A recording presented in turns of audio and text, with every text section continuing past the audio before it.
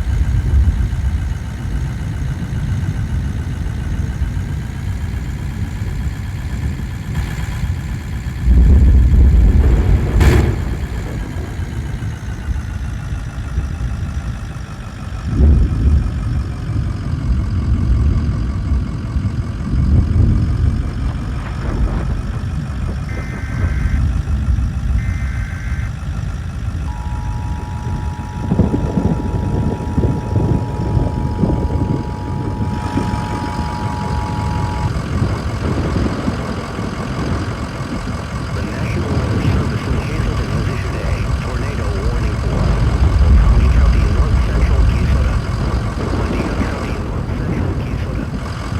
Heavy rainfall may hide this tornado, making it extremely difficult to see. Do not moving east at 60 miles per hour. Good. Elmora, Trent, Prior Lake. Tornado is in a basement.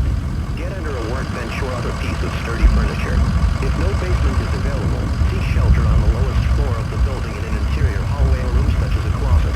Use blankets or pillows to cover your body, and always stay away from windows. If in mobile homes or vehicles, evacuate them and get inside a substantial shelter.